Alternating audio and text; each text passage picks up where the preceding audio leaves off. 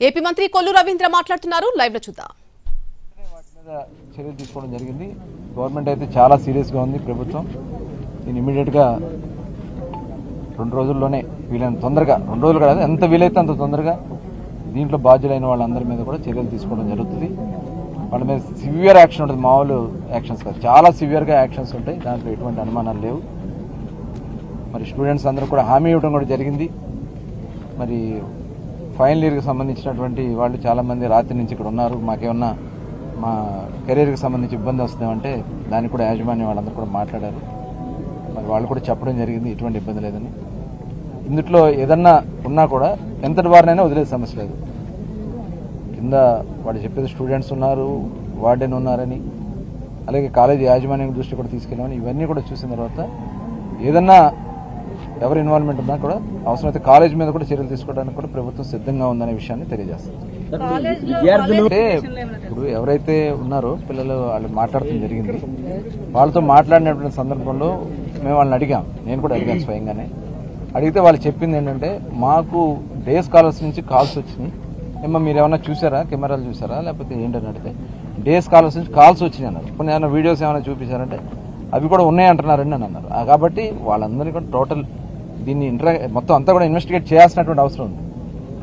ఇది చిన్న విషయం కాదు, చాలా సీరియస్గా అయితే ప్రభుత్వం ఉంది. చిన్న విషయం కాదు, ఇది చాలా క్లుప్తంగా. ఎందుకంటే ఇవాళ సోషల్ మీడియాని చూస్తున్నాం, ఐటీని ఎలా కావాలో అలా వాడుకునే టెక్నాలజీలు వాడు చూస్తున్నారు. దానికి మించిన విధంగా మనం దాన్ని ఐడెంటిఫై చేయాల్సినటువంటి అవసరం ఉంది. తప్పకుండా దీంట్లో ఎవరున్నా కూడా వదిలే సమస్య నుంచి వాళ్ళు అడిగింది దాని క్లారిఫికేషన్ గా ఒక సర్క్యులర్ కూడా ఇమ్మని చెప్పి మేము కూడా రిక్వెస్ట్ చేయడం. ఎవరు ఈ కేసులో ఇన్వాల్వ్ అయిన వాళ్ళు తప్ప మిగతా వాళ్ళు ఎవరిని కూడా కాలేజీ యాజమాన్యం ఇబ్బంది పెట్టొద్దని చెప్పి ఒక సర్క్యులర్ తయారు చేసి ఇమ్మని చెప్పడం జరిగింది. హాస్టల్ వార్డెన్ కూడా హాస్టల్లోనే కర్రలు తీసుకుని వెంటపడ్డారు అనేటటువంటి మాట అవన్నీ ఇప్పుడు అవన్నీ వాళ్ళు చాలా చెప్తా ఉన్నారు. బాధపడుతూ ఏడుస్తూ ఆడపిల్లలు మాట్లాడిన పరిస్థితి ఉంది అనేది అదే చాలా విషయాలు చెప్పారు. అవన్నీ కూడా ఇన్వెస్టిగేషన్ చేయాల్సిన అవసరం ఉంది. ఎందుకంటే దానికి డిపార్ట్మెంట్ వైజ్ గా వాళ్ళు చేయాల్సిన రీతిలో వాళ్ళు చేస్తారు. ఎవరన్నా చెప్పలేని వాళ్ళు ఉన్నా మా దృష్టికి తీసుకొచ్చినా ఇమీడియట్గా దాని మీద మేము కూడా సంబంధిత అధికారుల దృష్టి తీసుకెళ్లి చర్యలు తీసుకుంటాం. సార్, ఇప్పుడు ఎటువంటి వీడియోలు బయటికి రాలేదు, ఎటువంటి వీడియోలు లేవని ఎస్పీ సార్ నుంచి ఒక ప్రకటన వచ్చినట్టు వచ్చింది సార్. అది ఎస్పీ గారు ఇచ్చారా? ఇస్తే ఏ ఆధారాలని బేస్ చేసుకుని ఇచ్చారు సార్?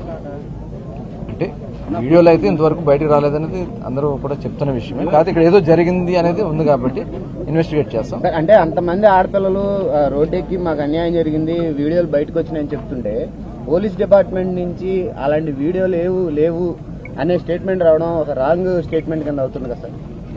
అది కాలేజీ వాళ్ళు చెప్పినటువంటి సమాచారం ప్రకారం ఫస్ట్ ఇన్ఫర్మేషన్ అని చెప్పుకుంటారు. దీన్ని డీటెయిల్గా ఎంక్వైరీ చేస్తాం.